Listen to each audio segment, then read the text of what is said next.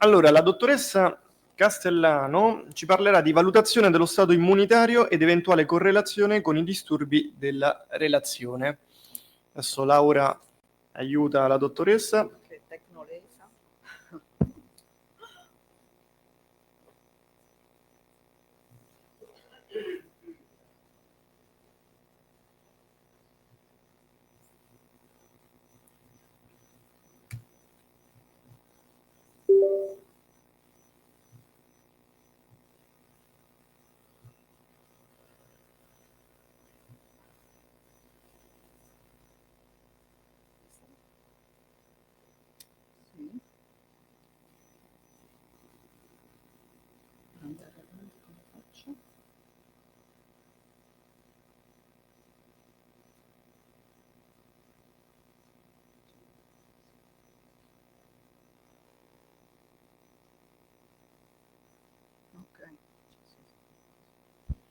Prego, dottoressa, per favore al microfono. Sì. Grazie.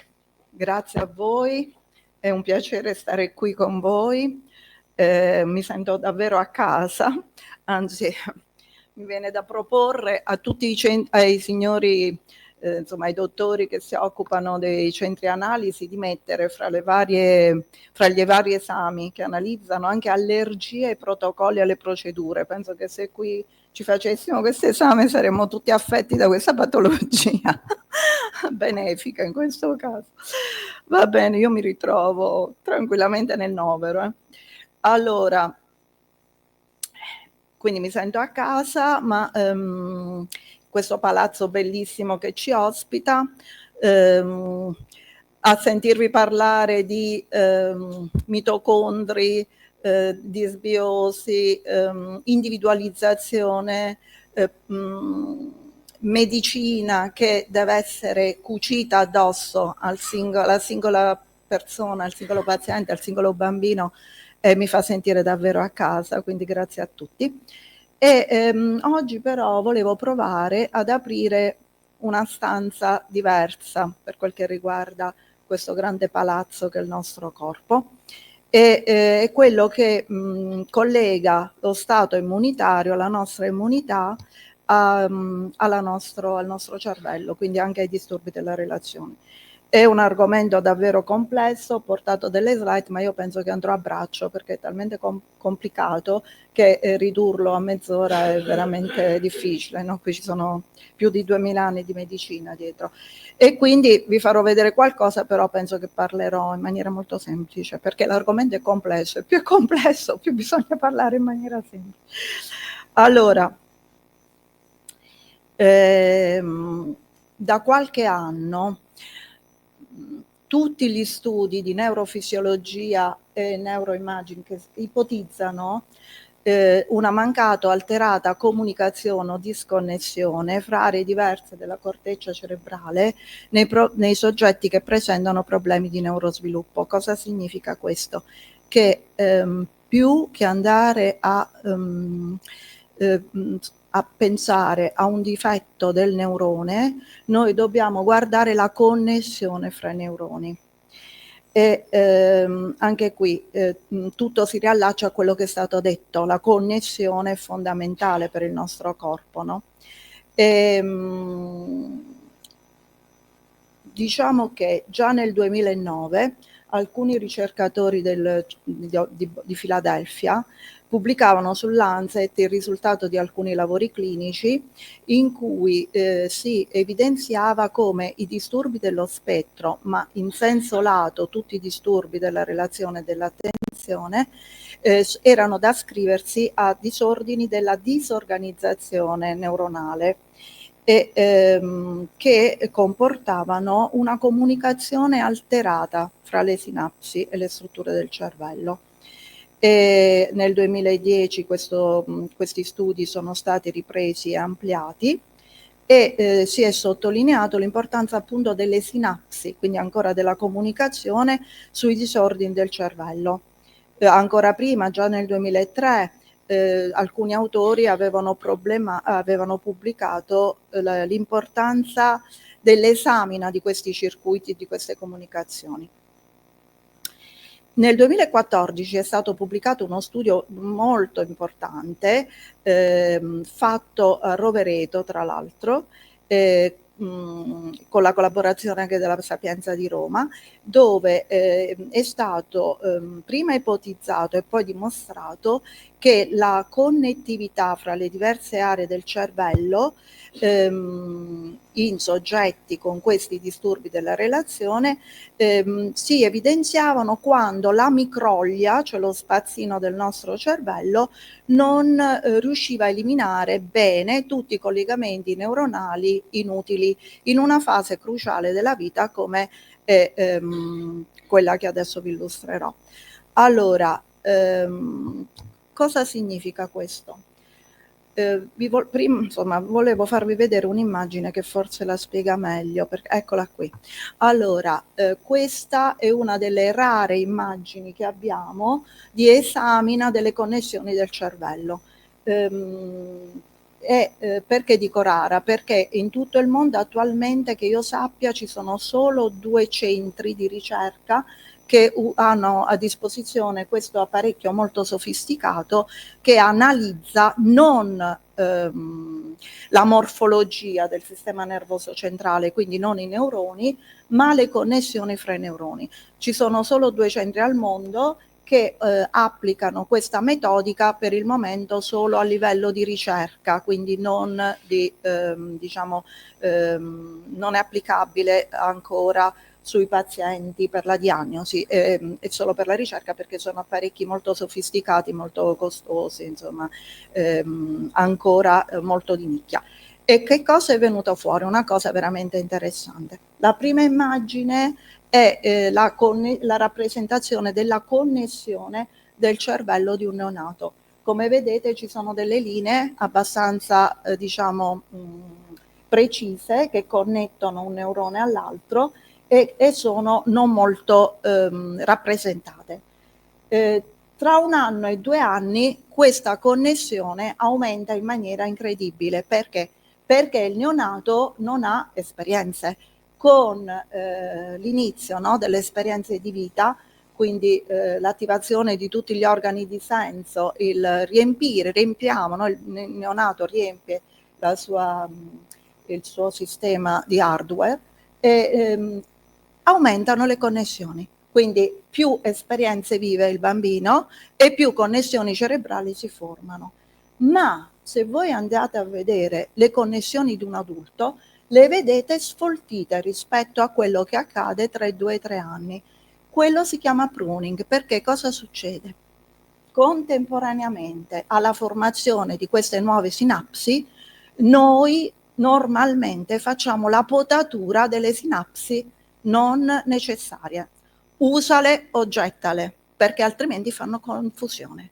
È quello che è stato visto nei bambini con disturbi dello spettro o comunque della relazione, ma anche queste patologie che purtroppo sappiamo tutti sono aumentate in una maniera incredibile, perché parliamo di un aumento del 400% negli ultimi 5-6 anni, no? Che non può essere dovuto soltanto a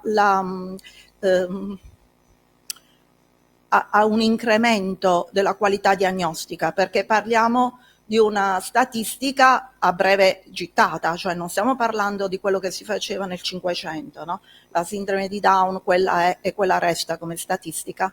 Questi disturbi dello spettro o comunque della relazione, no? Tutti i disgrafismi, dislesie, problemi anche semplicemente della relazione sono aumentati in una maniera incredibile. Quindi c'è qualcosa che al di là di tutto quello che è genetica eccetera va a influenzare, no? L'abbiamo chiamata epigenetica, sappiamo tutti che cos'è, sposoma eccetera. Ma fra questi soggetti è stato visto hanno delle connessioni non potate, connessioni in eccesso. Quindi la differenza rispetto per esempio a un ritardo mentale semplice è che nel ritardo mentale abbiamo pochi neuroni e poche connessioni, abbiamo un deserto purtroppo. In un bambino che ha dei problemi di relazione, al contrario, abbiamo una foresta davvero intricata. Io avevo messo un disco. eccola, sì. Questa immagine di solito la metto per i genitori, no? Per i non addetti ai lavori. E questo è, diciamo, il cervello di un individuo che ha formato bene sia le sue sinapsi e sia l'eliminazione delle sinapsi improprie, quindi il pruning. E questo è il deserto di chi purtroppo ha invece insomma poca materia sulla quale lavorare, e questo è diciamo il sistema nervoso centrale di una persona che non è riuscita a fare bene il pruning. Quindi una foresta estremamente ricca,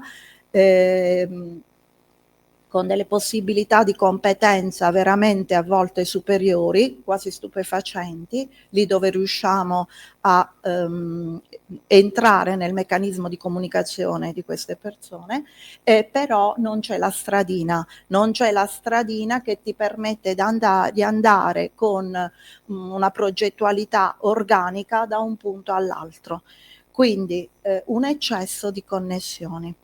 Io poi non vi voglio annoiare, però c'è tutta la bibliografia che vi lascio, così insomma chiunque può accedere a questi dati, che sono secondo me veramente interessanti e preziosi e che hanno rivoluzionato quello che finora si pensava.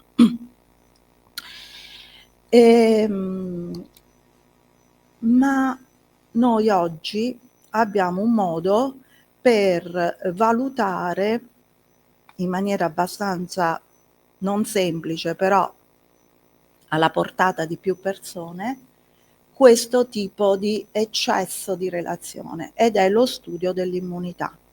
Perché? Perché ormai è accertato che il nostro stato immunitario è strettamente connesso col nostro stato neurologico psichico relazionale, no? La famosa PNEI, oggi tanti relatori ne hanno egregiamente parlato, è l'espressione di un sistema che noi siamo. E non voglio annoiarvi con tutte, diciamo, con il riassunto di quello che è il nostro sistema immunitario. Un piccolo ricordo, soprattutto per i non addetti ai lavori: noi abbiamo due tipi di immunità: un'immunità innata o antica o rapida o aspecifica, e un'immunità secondaria più nuova, specifica, più lenta. Tutti gli esseri viventi, da quando esiste la vita sulla Terra, quindi anche i batteri, hanno l'immunità innata. La definizione di un essere vivente prevede che quest'essere abbia delle funzioni minime, e queste funzioni sono la capacità di alimentarsi, la capacità di riprodursi, la capacità di comunicare e la capacità di difendersi. Senza difesa non c'è vita, no? Noi siamo ospitati tra l'altro in un ente che fa parte anche della nostra difesa. E questa difesa quindi è fondamentale per ogni essere vivente. La difesa innata ce l'hanno tutti, anche i batteri, anche gli animali, anche le piante.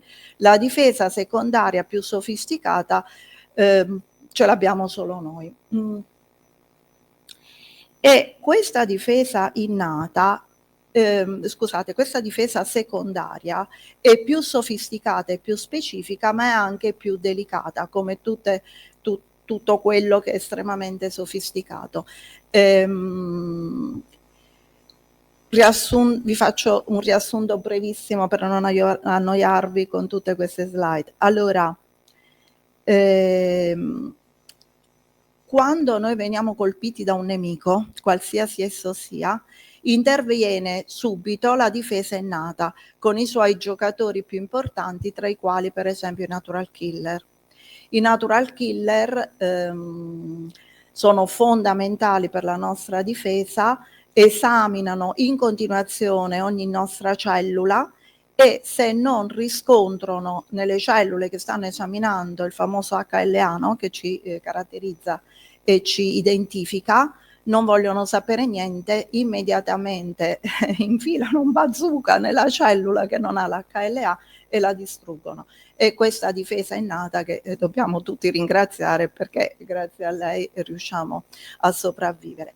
però questa difesa così specifica è molto impegnativa da un punto di vista energetico-economico, perché si fa la guerra atomica a tutti i nemici senza distinzione, anche ai più leggeri, e quindi quando è arrivato l'uomo, che è un po' più complesso, ha deciso di aggiungere anche un'altra difesa, perché in natura voi sapete che non si scarta nulla di quello che serve, si aggiunge.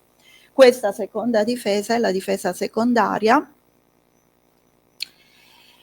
che io rappresento spesso per spiegarmi con i pazienti e con i genitori dei miei bambini, ma anche con gli adulti, perché mi seguo anche gli adulti, visto che i miei bambini di solito non si ammalano più, e quindi adesso ho indirizzato così le mie cure ai genitori, ai nonni, rappresento diciamo i T0, no? Quindi i generaloni della difesa, cioè il componente principale della difesa secondaria, come un grande generale, e qui siamo proprio in tema. E il natural killer fa la prima azione di pulizia, poi arrivano i macrofagi, che si chiamano anche cellula presentante l'antigene, i quali prendono il nemico morto, è fatto fuori dal natural killer, e lo presentano, sto semplificando veramente al massimo questo concetto estremamente complesso e sofisticato, e lo presentano al generalone TH0 dell'immunità acquisita. Il generale ha un po' più di tempo, in questo caso, non ha l'acqua alla gola come il natural killer, che è in prima linea, e ha modo di analizzare meglio il nemico, e a seconda del tipo di nemico che vede invia un esercito piuttosto che un altro, e questa è la specificità del nostro sistema anticorpale secondario. I due eserciti principali sono l'esercito dei TH1-T8 e l'esercito dei TH4 l'esercito dei TH1-T8 e l'esercito dei TH2 o T4. Ognuno di questi eserciti è preposto alla difesa e al controllo nei confronti di un tipo specifico di patogeno. Per esempio il braccio TH1 ci difende di più dai virus, dai batteri intracellulari e dai tumori, il braccio TH2 ci difende più dai parassiti, dai funghi, dalle cellule infiammatorie specifiche.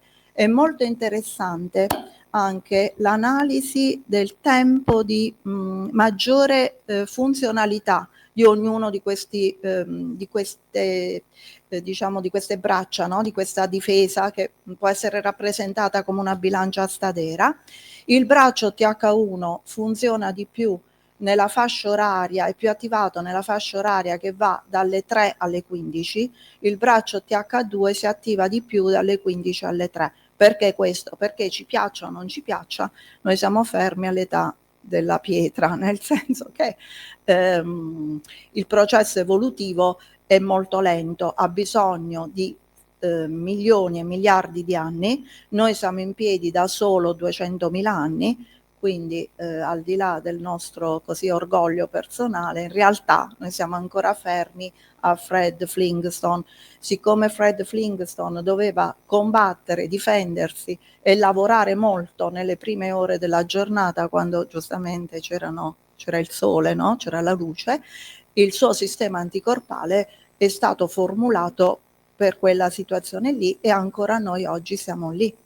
Nella seconda parte della giornata si attiva più il sistema TH2, che è un sistema collegato di più al sistema nervoso autonomo parasimpatico, e quindi è il periodo del recupero, non dell'attacco e della difesa e della lotta come nella prima parte della giornata, ma il periodo della ricostruzione, del riposo e del recupero.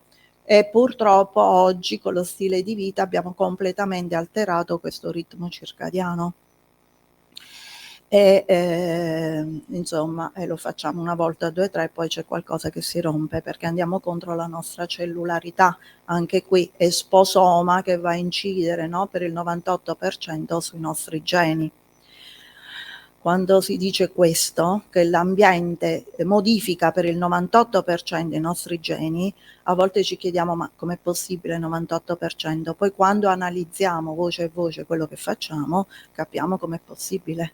Allora già andare a fare l'aperitivo cenato tutte le sere alle 10 o alle 11, alle 22 o alle 23, già è un esposoma che va a attivare dei geni in negativo, no?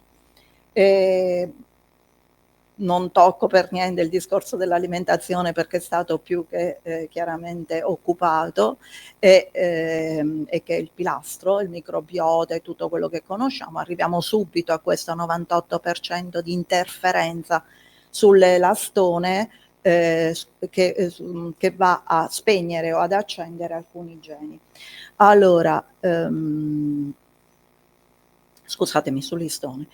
Ma torniamo all'immunità. Allora abbiamo detto immunità secondaria e immunità primaria. Vi risparmio questo riassunto, ma quello che mi preme dire oggi è che lo stato di salute e malattia chiaramente prevede un'omeostasi, un equilibrio, nulla è tutto cattivo, nulla è tutto buono, abbiamo bisogno di un equilibrio. E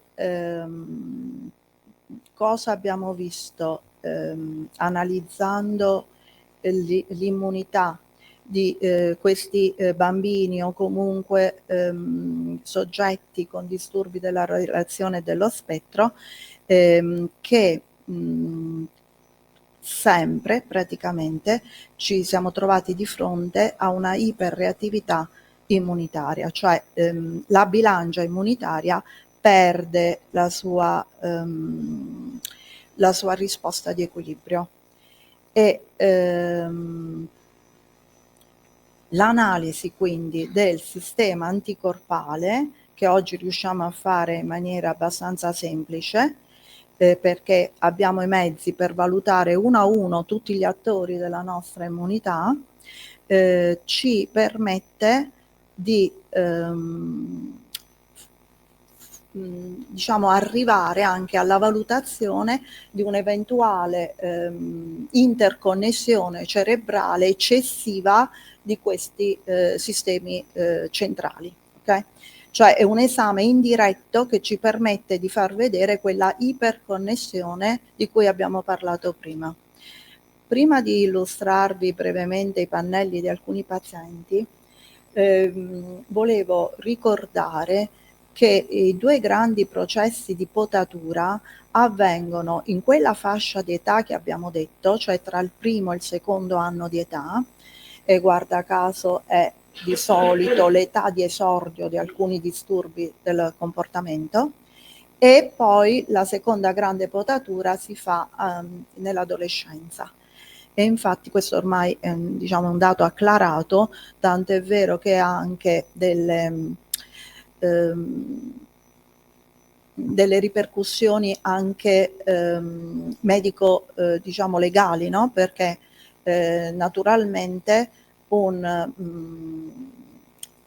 individuo che non ha effettuato completamente ancora il suo processo di pruning, di potatura, anche quando per esempio ha dei comportamenti insomma socialmente non idonei o addirittura delinque, va giudicato ormai in maniera diversa rispetto a un soggetto che invece è già potato. Io stessa quando per strada mi trovo a dover stare attenta a dei ragazzini che magari fanno delle manovre poco prudenti, il primo istinto è quello di insomma riprenderli con un po' di vivacità e poi dico vabbè non potato e quindi lo giudico in maniera un po' diversa, no? Nel senso che sono momenti fisiologici che abbiamo attraversato tutti. E quando non vengono purtroppo per vari motivi, e uno di questi sicuramente è l'incidenza importante dell'ambiente, quindi dell'esposoma, non vengono effettuati come si deve e allora poi dopo abbiamo tutte le problematiche insomma, che conosciamo. Volevo dire questo, che non è un caso che alcuni atti di vita vengono effettuati in un momento in cui delicato, in cui questo pruning dovrebbe essere lasciato libero, no? Fisiologicamente di fare quello che deve fare, incidono particolarmente su questi soggetti. E chi ha orecchie per intendere. Qui dobbiamo stare molto attenti ai nostri comportamenti, a quello che facciamo, perché l'equilibrio della vita è veramente delicato, no? E quindi prima di fare qualsiasi gesto, decisione, insomma, esterna, iatrogena, dovremmo valutare caso a caso il singolo individuo.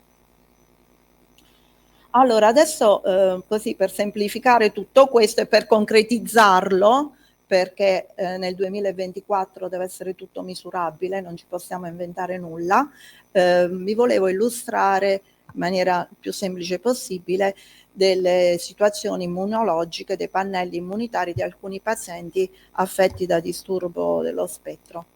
Allora, sono tutti bambini, guardate la data di nascita, e vi faccio vedere in maniera molto semplice, non ve lo illustro in maniera proprio dettagliata perché può essere noioso, però ecco, questo è il pannello linfocitario e la rappresentazione su grafico della famosa tipizzazione linfocitaria.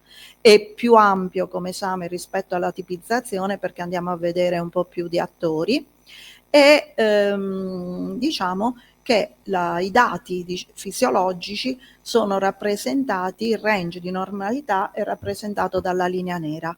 Il valore del soggetto, del paziente, è dato dal rettangolo grigio. Allora, perché tutto, diciamo, sia tranquillo, vada bene, il rettangolo grigio, il termine del rettangolo grigio deve essere ascritto all'interno della linea nera. Per valutare lo stato immunitario dobbiamo riferirci alle prime 8 colonne fino ai linfociti B. E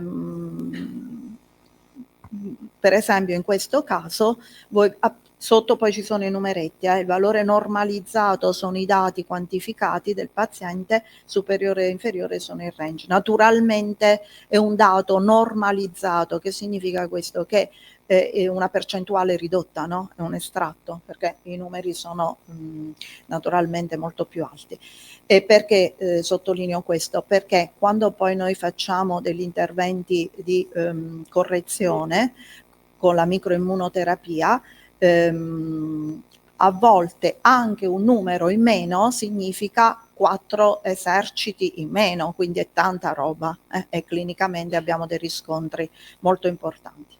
Allora, la valutazione del pannello va fatta in questo modo. Le prime 8 voci fino agli linfociti B è diciamo un po' la rappresentazione dell'esercito a disposizione di una persona, no? Quindi della base fissa.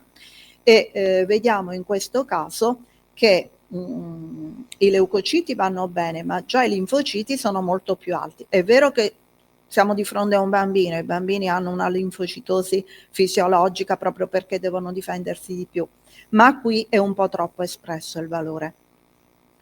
Ma soprattutto sono molto alti sia i linfociti T, che corrispondono ai T0, quindi generaloni dell'immunità secondaria, e sia soprattutto il braccio famoso della bilancia immunitaria dei T4 e dei T8, che in questo caso sono iperespressi entrambi. Quindi sicuramente ci troviamo di fronte a uno stato di iperimmunità. Okay? Anche i linfociti B sono molto alti, superano la media, il massimo. Questo bambino non ha problemi in acuto perché dopo i linfociti B abbiamo la tripletta degli attivati che si alzano quando c'è qualcosa di microbico in atto. Poi ci sono invece i natural killer, no? Quindi la famosa difesa innata, in questo caso anch'essi molto alti. Ma quello che è veramente alto è la percentuale dei T8 citotossici, che vedete è andata proprio oltre, no? Da un punto di vista numerico il massimo è 136, qui abbiamo 377. Che significa questo? Che già l'esercito dei TH1 è molto rappresentato, troppo, ma tutti i soldati sono fuori in trincea a fare la guerra. Un po' di guerra ci vuole, ma troppa guerra fa disordine, no? E va poi a creare anche quella situazione di neuroinfiammazione che, insomma, tanti problemi può dare.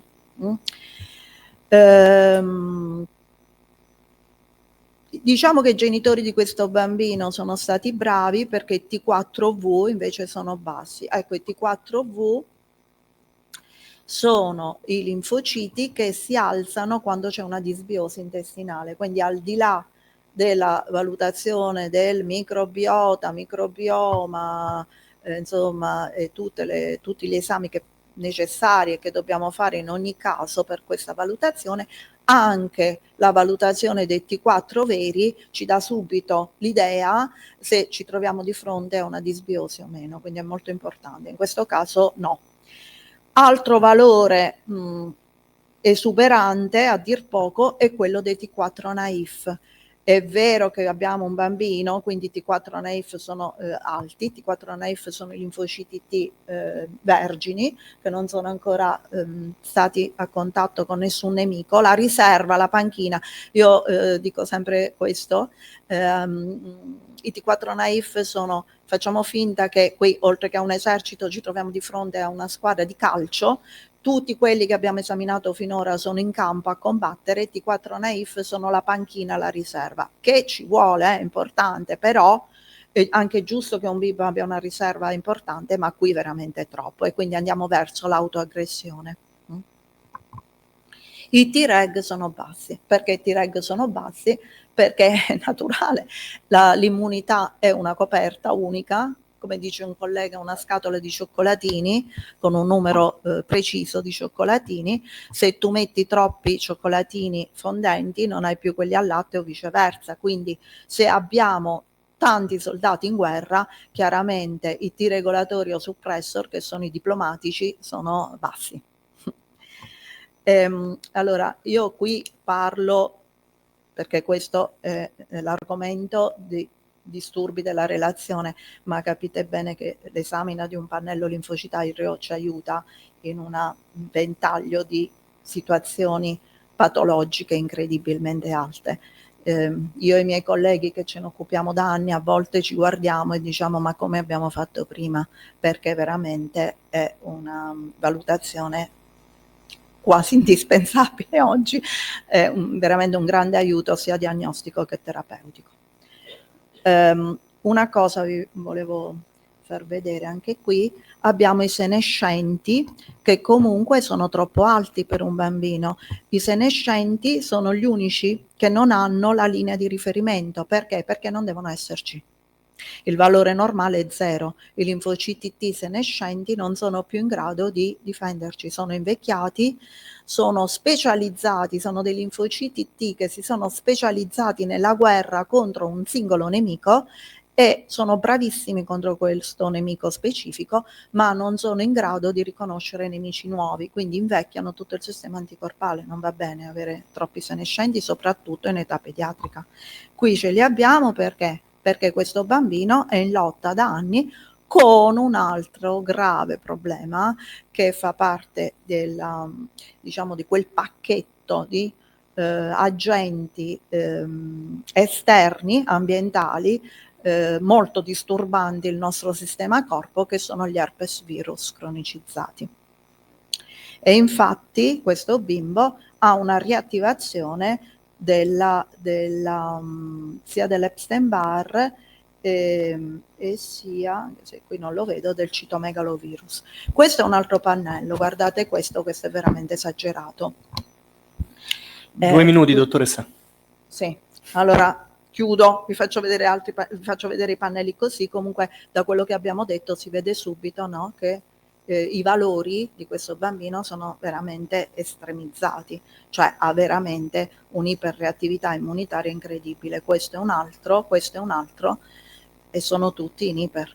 Questo tipo di esame, ecco, questo invece è un pannello di una persona che è in iporeattività immunitaria. L'ho portato per far vedere la differenza. Vedete i rettangoli grigi come sono completamente diversi rispetto a questi qui. E questo è il pannello di una persona che ha una gravissima disbiosi intestinale, per cui tutti i T4 vanno a sregolare quel famoso braccio della bilancia. Abbiamo una prevalenza del braccio TA4 e quindi una difesa veramente bassa per i virus e i tumori. Questo è un caso veramente esageratissimo. E qui ho portato anche delle comparazioni dopo la terapia. Finivo con un omaggio all'aeronautica, perché ecco, questa frase che mi piace molto: li portammo sull'orlo del baratro e ordinammo loro di volare, resistevano, volate dicemmo, continuavano a porre resistenza, li spingemmo oltre il bordo e volarono. Dobbiamo avere il coraggio di esplorare campi diversi, di non fermarci a quello che ci sembra tutto oggi, perché veramente abbiamo delle possibilità terapeutiche molto molto importanti. Però ci vuole coraggio e curiosità.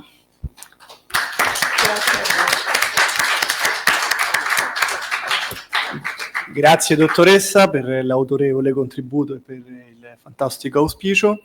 Allora, mentre si prepara il dottor Vaccaro, ringraziamo lo sponsor Wellmicro della Named Group. Loro si occupano di analisi metagenomica del microbiota. Grazie per aver contribuito anche alla Wellmicro.